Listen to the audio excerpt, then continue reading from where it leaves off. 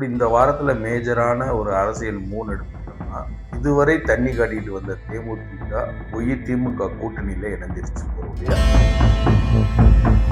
இந்த 2 திராவிட கட்சிகளுக்கு மாற்றான இயக்கமா வந்தவர் விஜயகாந்த். அந்த நம்பிக்கை அன்றைக்கு இருந்த இளைஞர்கள் மத்தியில விஜயகாந்த் மேல இருந்தது.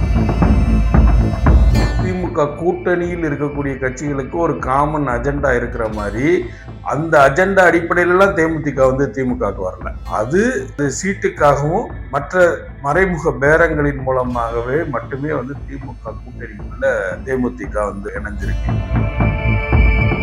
தனிநபர்களை முன்னிறுத்து அவர் வந்து நமக்கு உண்டான எல்லா பிரச்சனைகளையும் தீர்த்து வைப்பாரு அப்படின்னு நம்ம தனி மனிதர்களை நம்பினாலும் ஏதாவது ஒரு ஐடியாலஜி அந்த பார்ட்டிக்கு இருக்கணும். அப்படின்னா வந்து அந்த தனிநபர்கள் மாறும் போதும் அந்த ஐடியாலஜியை ஃபாலோ பண்ணி போக முடியும்.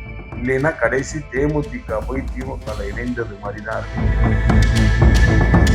தேமுதிகவுடைய நிலைப்பாடு பாஜகவை எதிர்க்கிறது இல்ல, இன்னமும் வந்து எந்த கட்சியுமே எதிர்க்கல. அது வந்து யார் எங்க கொடுத்தாங்களோ அங்க போவோம். அப்ப நீங்க இது வரைக்கும் சொல்லி வந்த கொள்கை கூட்டணின்ற ஒன்று இனிமேல் கிடையாதா? வணக்கம், இது அரசியல் சதுரங்கம். 2026 வெல்லப்போவது யாரு? அதாவது வந்து தொடர்ந்து அரசியலுடைய அப்டேட்டுகளையும் அரசியல் என்னென்ன நடக்குன்றதையும் வந்து நம்ம இந்த நிகழ்ச்சியில விரிவா பேசிட்டே வர்றோம். ஒவ்வொரு வாரமும் அரசியல்ல ஏதாவது ஒரு புதிய புதிய மாற்றங்கள் வந்து தொடர்ந்து நடந்துட்டே இருக்கு. அப்படி இந்த வாரத்துல மேஜரான ஒரு அரசியல் மூன் எடுத்துக்கிட்டோம்னா, இதுவரை தண்ணி காட்டிட்டு வந்த தேமுதிக போய் திமுக கூட்டணியில இணைஞ்சிருச்சு ஒரு வழியா.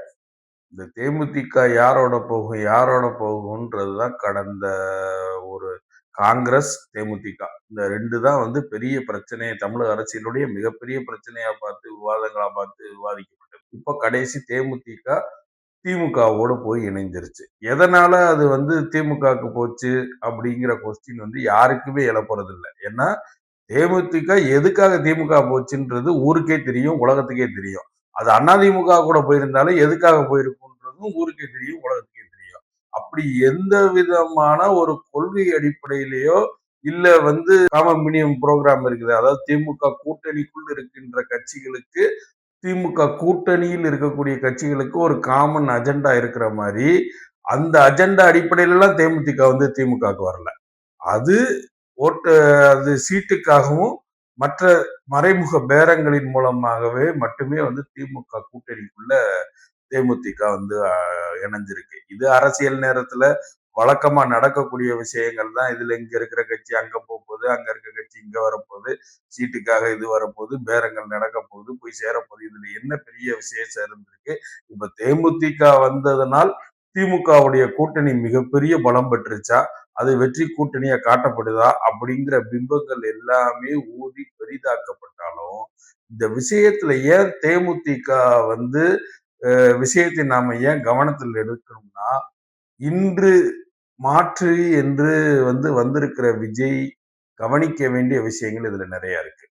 என்னன்னா, இன்றைக்கு எப்படி வந்து ஒரு இளைஞர்கள் இந்த 2 திராவிட கட்சிகளும் வேண்டாம், ஒரு புதிய மாற்று வேணும்னு எப்படி விஜயை வந்து விரும்பினார்களோ, அதே போல கடந்த காலங்கள்ல 2 திராவிட ஜாம்பவான்கள், அதாவது ஒரு பக்கம் ஜெயலலிதாவும் இன்னொரு பக்கம் கலைஞரும் இருந்த காலத்துல இந்த 2 திராவிட கட்சிகளுக்கு மாற்றான இயக்கமா வந்தவர் விஜயகாந்த்.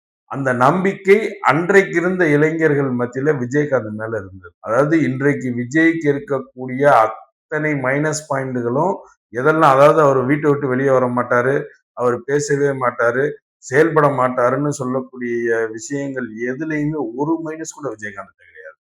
ரோட்ல இறங்கி வேட்டியை மடிச்சுக்கிட்டு வேலை பார்ப்பாரு.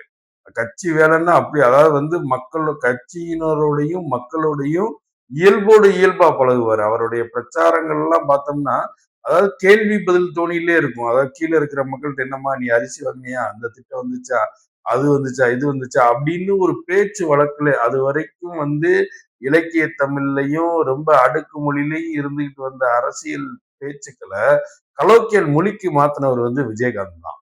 அப்போ விஜயகாந்தோடைய பிரச்சாரமும் அந்த விஜயகாந்தோடைய அந்த எளிய மக்கள் மேல வச்சிருக்கிற அன்புன்றதும் அன்றைக்கு மாற்றை வந்து அதிகமா விரும்புற மக்கள் மத்தியில விஜயகாந்த் ஒரு முக்கிய நம்பிக்கையா பார்க்கப்பட்டாரு.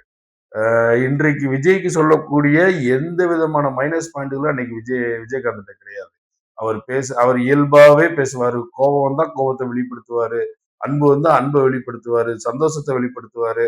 அப்படின்னு விஜயகாந்த்ன்ற ஒரு இமேஜ் நமக்கு நம்ம பிரச்சனைகளையும் இந்த திராவிடத்திற்கு மாற்றான ஒரு இயக்கமா விஜயகாந்த் இருப்பாருன்னு அன்னைக்கு நம்பி பெருவாரியான மக்கள் விஜயகாந்த் பின்னாடி போனாங்க.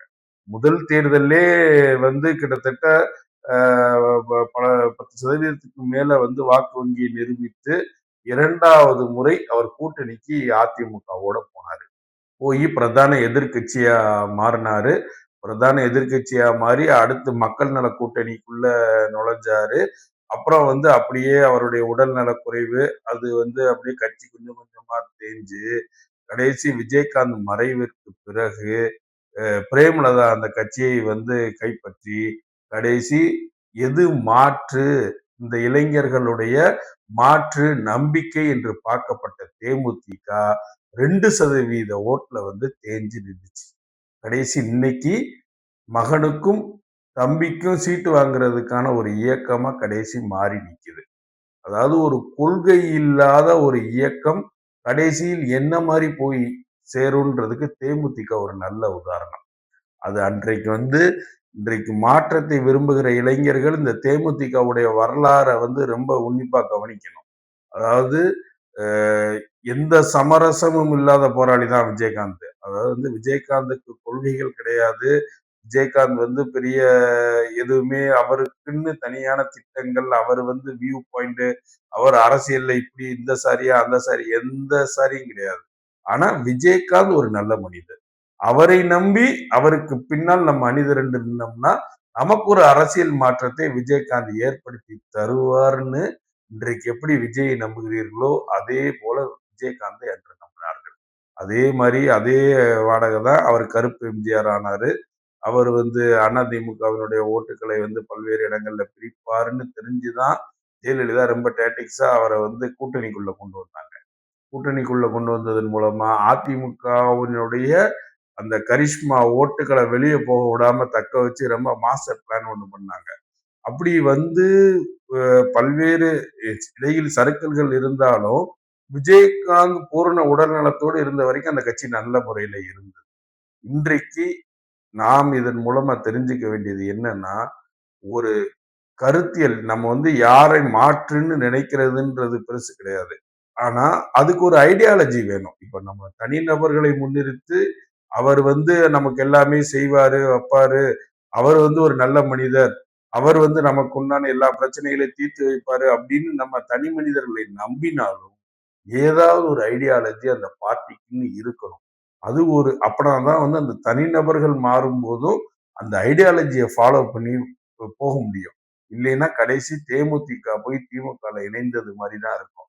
இப்ப திமுகவிற்கும் திமுக கூட்டணியில் இருக்கிற கட்சிகளுக்கும் இருக்கக்கூடிய ஒரு முக்கியமான கேள்வி என்னன்னா, இப்ப நீங்க பாஜகவை எதிர்க்கிறதுக்காகத்தான் ஒரே இயக்கமா நீங்க பல விதங்கள்ல சமரசம் பண்ணி அந்த கூட்டணிக்குள்ள இருக்கிறீங்க. போன மாசம் வரைக்கும் பாஜகவினுடைய எல்லா திட்டங்களையும் ஆதரிச்சு பேசினவர் தான் பிரேமலதா. அதாவது தேமுதிகவினுடைய நிலைப்பாடு பாஜகவை எதிர்க்கிறது இல்ல. இன்னமும் எந்த கட்சியுமே எதிர்க்கல. அது யார் எங்க கொடுத்தாங்களோ அங்க போவோம். அப்ப நீங்க இது வரைக்கும் சொல்லி வந்த கொள்கை கூட்டணின்ற ஒன்று இனிமேல் கிடையாதா? முடிஞ்சு போச்சா? தேமுதிக உள்ள வந்ததுல இருந்து அது கொள்கை கூட்டணியா இல்லாம போயிருமா? இல்ல இன்றைக்கு உள்ளே வந்ததுனால உலகாயுதம் அடைகின்ற திமுக கூட்டணியில் இருக்கிறவர்கள் தான் இதை கொஞ்சம் நினைச்சு பார்க்கணும். இன்னும் எதுவும் முடிவு இல்லை. இன்னும் தேர்தல் காலங்கள் இருக்கு. அடுத்தடுத்த பெரிய மாற்றங்கள் இன்னமும் தேர்தல் நடக்க நடக்க இன்னும் நிறைய விஷயங்கள் நடக்க ஆரம்பிக்கும்னு சொல்றாங்க. பார்ப்போம். எல்லாத்தையுமே ஒவ்வொன்றாக தேர்தல் அலசலின் மூலமா அடுத்தடுத்து என்னென்ன நடக்க போகுது அப்படின்றத நம்ம தொடர்ந்து இந்த நிகழ்ச்சியின் வாயிலா உங்களுக்கு சொல்லிக்கிட்டே இருக்கோம். தொடர்ந்து நம்மளுடைய வீடியோக்கள் நிறைய போன வீடியோ கூட மௌன அரசியல் பற்றி ஒன்று ரொம்ப விரிவா பேசியிருந்தோம். அதுக்கு நல்ல ரெஸ்பான்ஸ் இருந்துச்சு. அதுக்கு முன்பு பேசிய அரசியல் வீடியோவும் நல்ல ரெஸ்பான்ஸ் இருக்குது. தொடர்ந்து ஆதரவளித்துக் கொண்டிருக்கிற உங்களுக்கு மிக்க நன்றி. மீண்டும் அடுத்த வீடியோல சந்திப்போம். நன்றி, வணக்கம்.